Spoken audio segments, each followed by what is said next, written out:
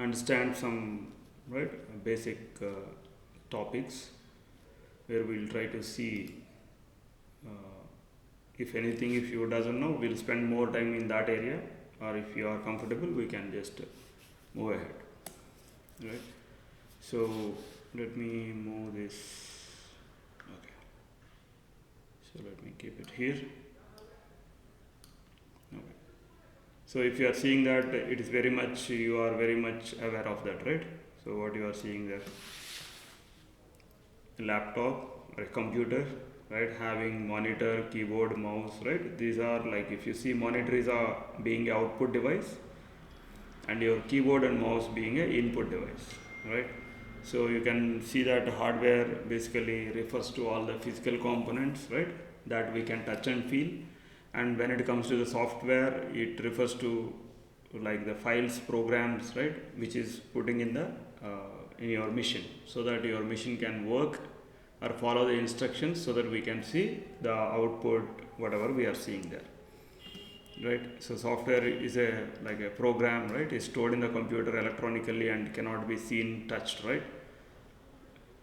Right, all these are about very basic stuff if you are already aware of operating systems, right, and applications. So the basic ideology, I wanted to bring it back. So to be more meaningful, let's say this way. So your OS is sitting inside this machine, right? And so that we can actually perform the things. So I have actually a basic question I want to ask you. Let me ask you that first, right? Why somebody buys a computer? Why somebody buy a computer?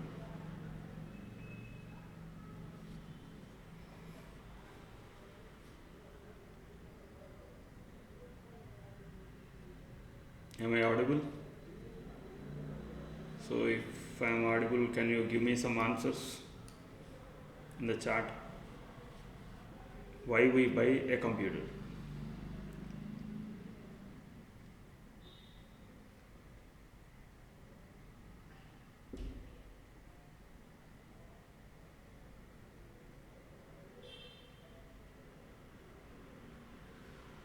Okay.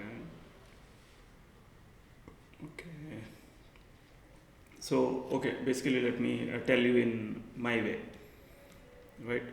So whatever you are saying is right, but let me try to tell me in my way. So you or me or somebody, or even a company, or even a financial company, or a software company, right? Or even if we go to some shops, right, in the even a small shop owner maybe have a computer, right? So predominantly computer is used in most of these cases wherever we talked about, from the personal use to, right, any company, any software company, or even a NASA, for example, right? So all these people buy the computers for predominantly to run their applications, right? So nobody wants to run the hardware, or nobody wants to use the hardware, nobody wants to use the operating system. We are all using this hardware and operating system because there is no other means we know running our application. Simple, right? That is why we actually use a computer today. The computer, the hardware, operating system, all this we are using because we want to run our applications and perform our business or our use cases. Without that, we cannot actually have our applications running. So applications are built in such a way that they run on x86 based machines, and operating systems also. Most of the operating systems predominantly designed to run on the x86 based hardware. Is that clear? That x86 hardware is simple, we already talked about, I believe, right? CPU, RAM, storage, hard disk, right? All these things are comes under that. Okay, so why we need that computer? We understood it's because we want to run our applications or we want to run our business with much ease, so that we have today our computers in place to run our applications, right? Okay.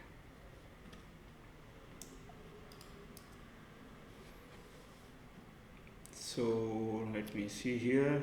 It's talking about the same thing, right? The display panel, backlight, video controller, and power supply, right? Keyboard switches, metrics, right? Controller, all this, right? All this end of the day is facilitating us for giving some input and to see the some output. So computer is basically having a simple input devices and output devices, and inside also certain devices, as we already talked about, CPU, RAM, hard disk, right, and network. Okay, so anywhere if you are stuck or you want to know something more, we can actually discuss, right? And I actually yesterday I forgot to tell you in the previous class. So let me give you that first. That is most important thing, if you ask me, that we should know. So what I wanted to tell you is, right, for anybody, right, who joins in our training, right, for most of the people, this is the common scenario what I have seen. First few weeks, let's say for somebody it is 1 week, for somebody maybe 2 or 3 weeks, it will be new. Maybe they feel like understood, not understood, maybe something they know, maybe something they doesn't know, maybe they cannot relate to whether, right, so how it is useful or how it is something like that. It will be like little puzzled. But you need to give the time so that it goes in, so that you can actually understand and then relate the things better. Okay. So give it a try, like a week, 2 week, 3 week, 4 weeks, based on from where we are coming from, means which background we are coming from, how relevantly you are working in the industry, right? Based on that, it takes definitely few weeks of time to come into the clear cut picture. If it is faster, it's great. If you can, right? Okay, that's what. So then here, if we see, let me clean this.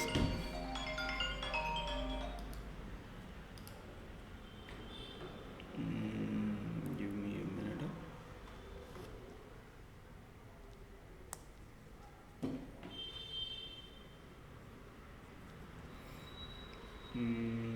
Okay. Actually, give me 1 minute. I maybe looking like opened the wrong slide actually.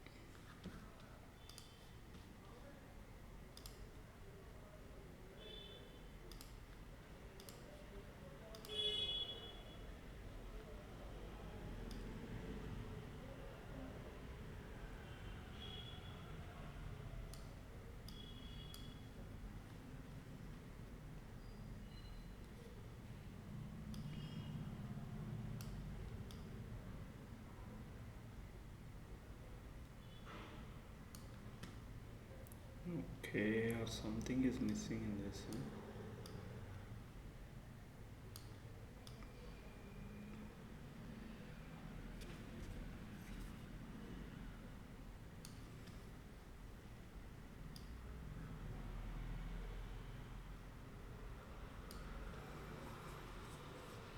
Okay, so my Zoom, let me share the screen. Okay, so from here, so yesterday we actually talked about servers, right? So server is the computer, right? So we talked about it. It's a high-end computer which gives you that high-end workloads, right, or better workloads. All this, right? We talked about, and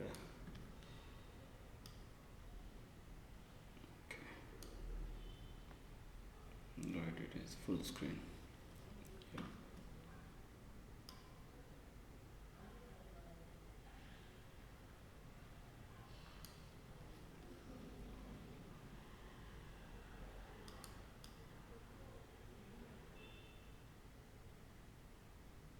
Yeah. So bear with me a little. Okay, adjustments. Okay, done. Right. So this is how basically the servers look like. Right. Servers, in the servers, when we talk about, right, server will have something called make and model. Right. You are able to see my screen, right? Can you confirm quickly once? I shared it. Okay. Right. You are able to see that. Okay. Shall we start? Right. Okay. So now let's talk about this free flow. Okay. Right. So servers, a high-end computer, as we talked about, having, right, for example, if you connect your monitor here, right, and keyboard and mouse,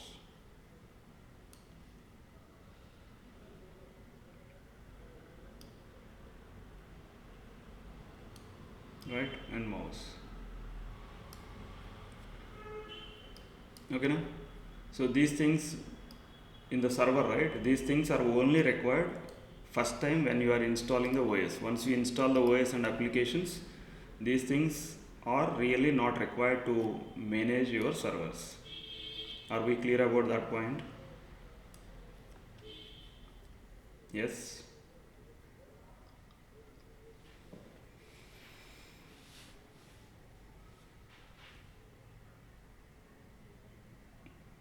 Hello, hi.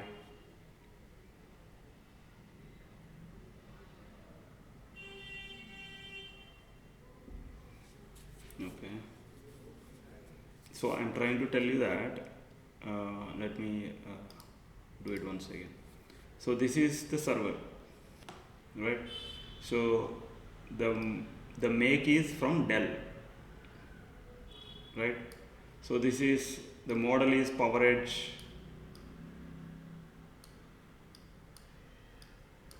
right? In that some series. Okay. So the server, we know that it's a high-end computer, right? All this we know it, and in this basically in any given server we'll install server operating system, right? Like any Windows server, for example 2019 Windows server, or maybe Ubuntu, some server 22 or whatever it is, then like this will be running some one operating system in this server. That point is clear, right? So but here if you are seeing, we are not actually showing up here anything like your mouse, right, which will be maybe connected to the USB, right, here, or similarly maybe a keyboard, right? All these things, this is one time usage basically, including the monitor. So if you have 10 servers or 20 servers or 30 servers, this monitor, one or two monitors will be enough, or one monitor is enough, for example in a rack, in a given rack, one monitor, one keyboard, one mouse, But servers, how many ever you want, you will be having that many servers. Why I am saying this? Because once you install the operating system in the server and the applications whatever you are going to run that, you don't need these things because that application will be always up and running. So the servers are basic phenomena of the servers are the hardware is so capable, it will be able to run 24/7 once you start the servers and 365 days. Are we getting it? So the servers are designed to run in that level, not like our laptops or other computers, right? Servers are designed to run 24/7 for 365 days without any stop. So for that we need to have server capable operating systems and the applications. So that is where, let's say if you think about SBI today, SBI Bank Online, right? So that those things are running in a server. So for us 24/7 365 days every day that will be available for us, right? That application. So that application, how they are running, they have a server. In the server they have the required operating system, on top of which they are running the applications, right? So in between, if I want to really monitor the server, what is happening inside the server, if I am there with the server, then I can connect my monitor, keyboard, mouse, and I can see what is that happening in the server. That is one level of operation, right? But if you see in the real world, servers may not at all use this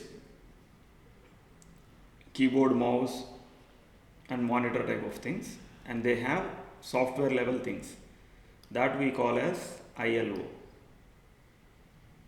a very generic name, ILO, integrated lights off. Okay, ILO, integrated lights off. For a Dell, that we have ILO kind of thing, which we call as the color is coming white, I think.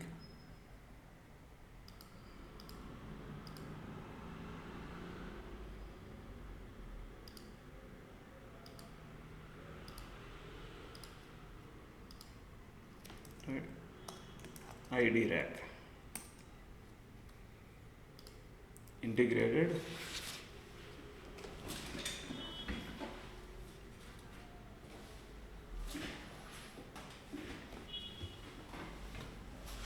okay. So that abbreviations maybe I'll tell you the little later, but first now complete this. A generic name we call as ILO, right? For Dell servers we have that same ILO we call here as ID rack. For IBM MMM we call, right? For different company vendors, that same remote management software or remote management facility we call as ILO in a generic name. Are we clear here? So now let's come back once again, revise that entire thing what I am trying to tell you. Let's say you are sitting in the company. You are sitting in the company at your desk.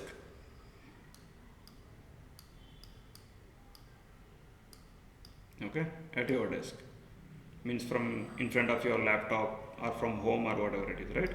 You connected to the company network. So if you are working from home or maybe you are sitting in the company, you are in the company network, right? Similarly, there is one more thing which we should know.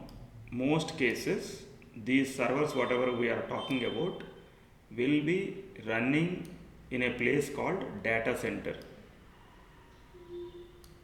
mostly, or in a small scale companies, means the company is small, they don't have too many servers.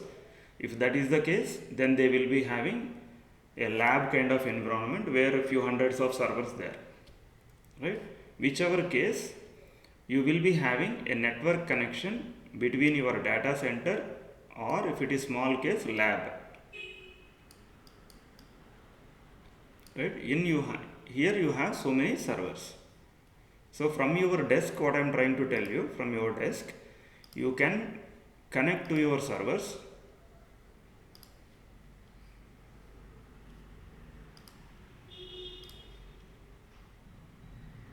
right? From your desk you can connect to your server by knowing the server ILO IP address. You can open the browser. From the browser you can pass the IP address of the server's ILO. Okay, so now let me ask you one more question I have. How many of you used or use in your work roles RDP? If you use, please ping me that you are using it, RDP. How many of you use SSH? If you are using.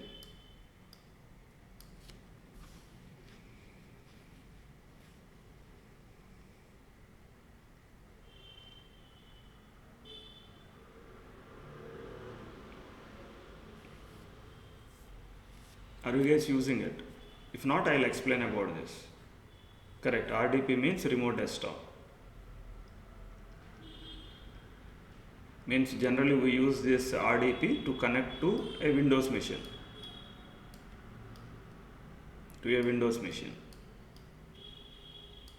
Right?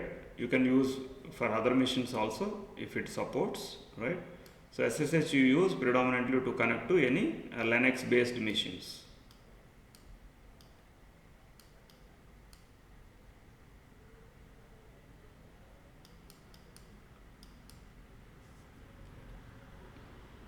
Right? SSH is basically secure shell.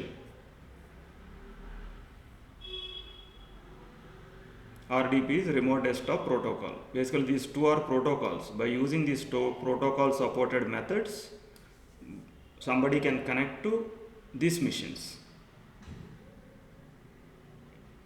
Okay, done. So now let me talk about these two things. It's good to know. If you already know also, let me tell you that once again.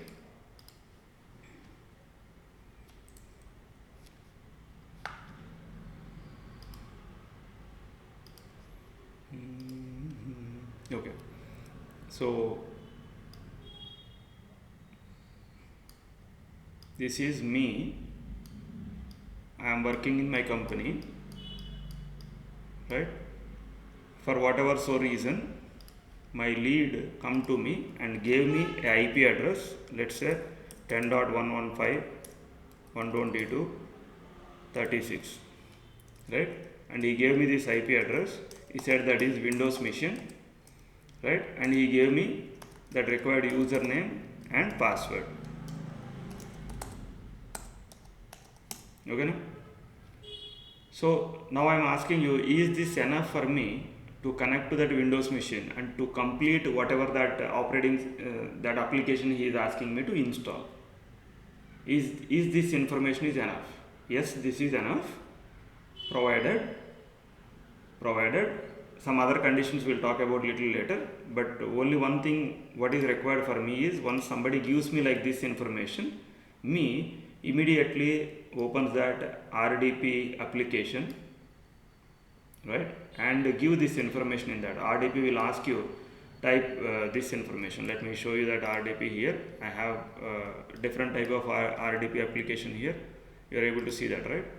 So here different type, but end of the day here, let's say I already saved some RDP machine information here. Let's say plus add PC, then you will give the IP address of that. If my lead gives me this, I'll just type here 122.36 and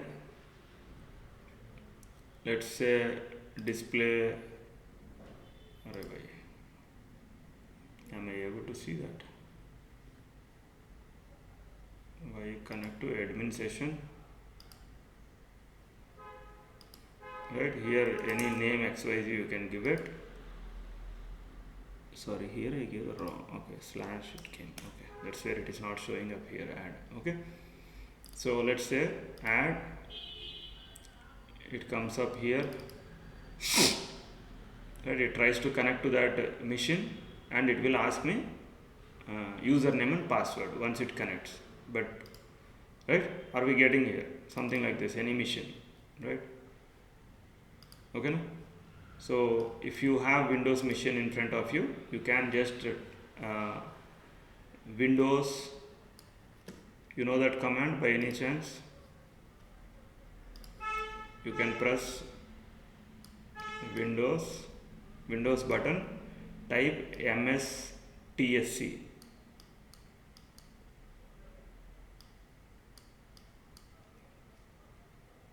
Right, if you type this, you will be able to see that RDP getting open, MSTSC. Did you?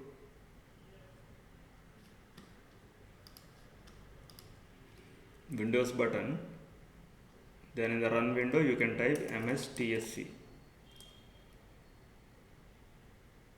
or Windows R,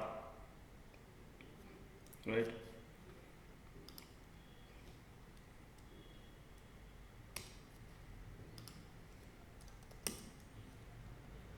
Windows plus R, then there in the run window will come, there you can type MSTSC. Are you able to do that and check?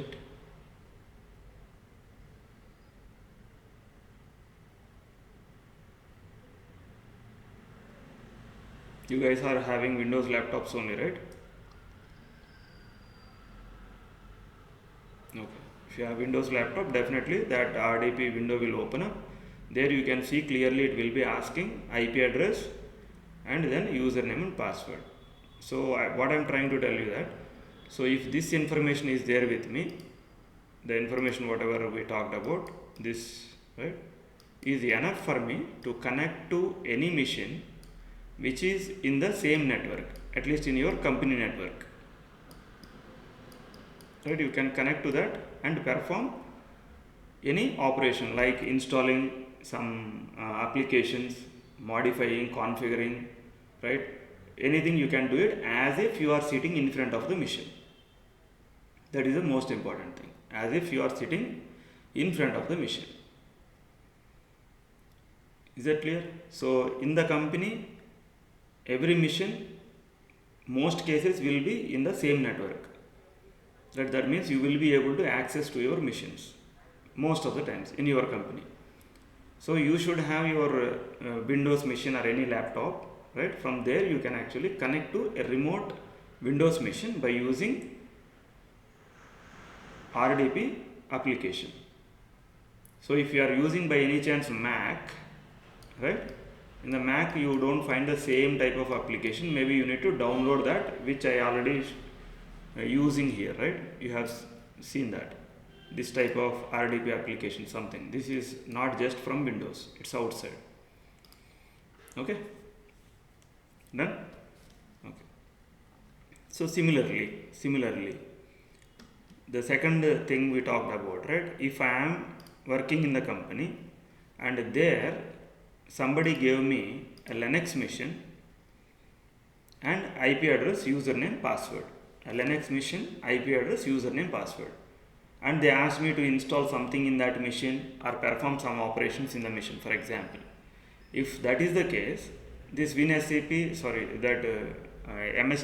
or your Microsoft right RDP may not help you in doing that. In that case, what is that we do? We use SSH. So there are SSH based applications. For example, Putty is one of that basic application which helps us to connect to a remote machine using SSH protocol. Okay, for this also required things is IP, username and password. Right, let me show you that. Here I have an application which is similar to this. Right, here you are able to see here, right? So let me clear the screen. Let's say I have an IP address here. Can you see here? SSH space the username here at the rate of IP address I gave, right? I will be able to log in by providing the password here.